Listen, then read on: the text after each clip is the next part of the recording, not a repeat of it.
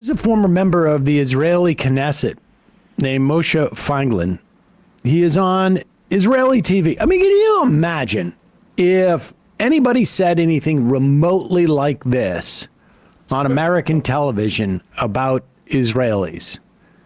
I mean, can you imagine if someone were to cite Hitler and Hitler's plan for the Jews? Adolf Hitler. And cite his plans for the Jews as to how any other party should deal with any other people in the world, never mind Jews in Israel.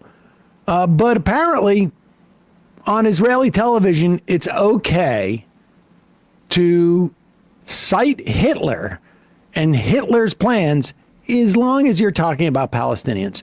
I will, this is in Hebrew, I will read the subtitles. We are not guests in our land. This whole land is ours. And now we had to get along with somehow because he also lived here. And we have to be humane, of course. He showed that he represents the deepest Islamo-Nazism. All right, pause it for 1 second. Just want to make it clear. When he says the whole land is ours, that's another way of saying from the river to the sea, the whole land is ours. Oh, well, that must be a completely fringe position. Just kidding. Netanyahu, before October 7th, went to the United Nations and presented a map of Israel from the river to the sea. It's part of the Likud charter. We love to talk about charters. He showed that he represents the deepest Islamo-Nazism.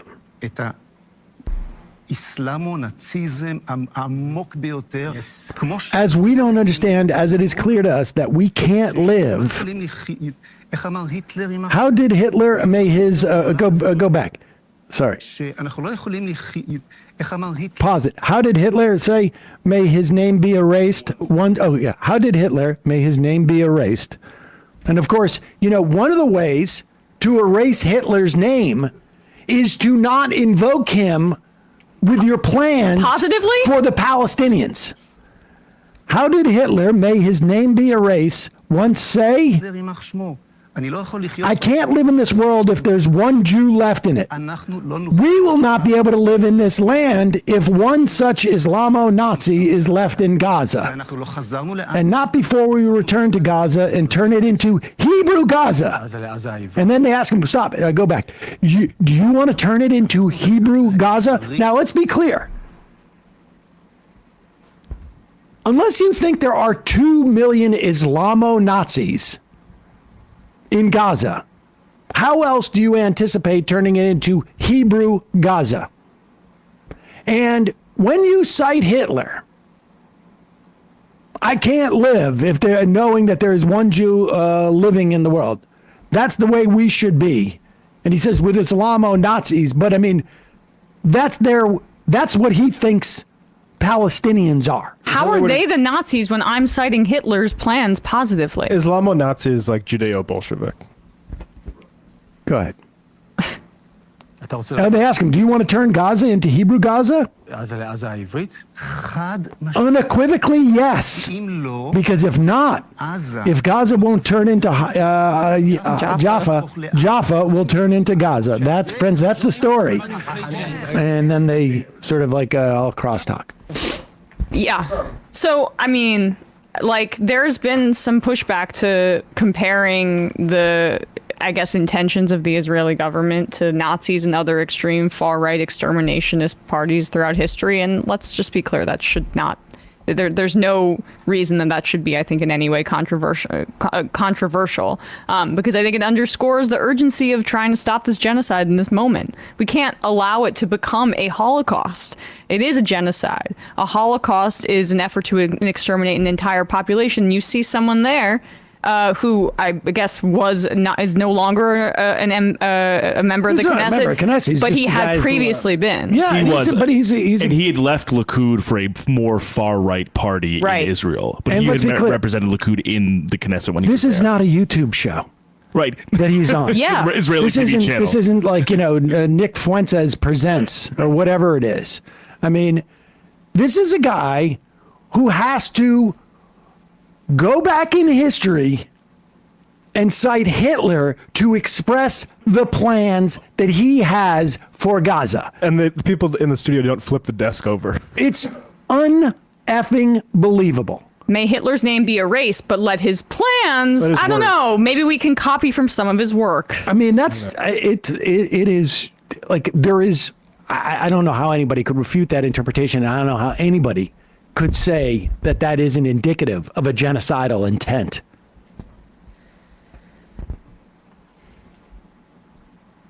I mean, Bad apples. yeah.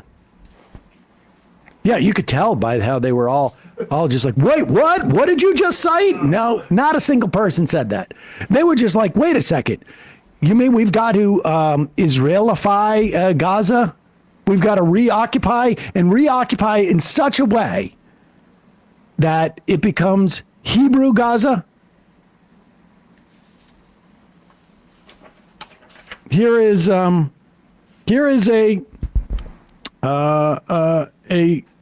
meme that the Israeli government Twitter put out. We need to talk about the elephant in the room. Many Gazan civilians participated in the horrific events of October 7th.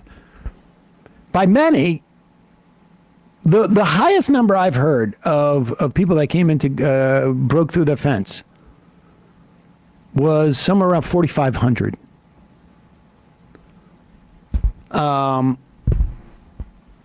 Many of them were killed.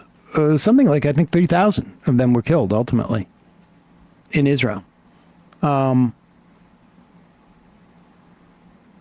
are 2 million people living in Gaza. There were at least 40,000 more when this started. Probably 100,000 more. And when this ends, they'll probably have lost well beyond that because of the famine, the disease, and whatnot.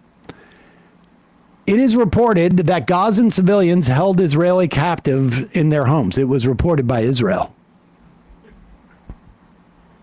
The world must condemn this in the strongest terms. There are no innocent civilians there. That is the official Israeli Twitter feed.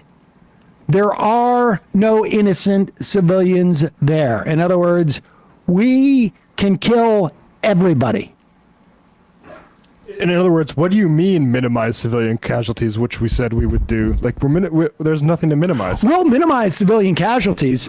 Fortunately for us, we don't consider any of them civilians. The Associated Done. Press had a piece where that came out just either yesterday or this morning, showing and documenting that Israel has killed entire Palestinian families, and they spoke to 60 people and documented people who have lost dozens of family members, just dozens in this period of time. And this is still ongoing because the reports of famine and children starving to death continue to UNICEF and other groups are raising the alarms.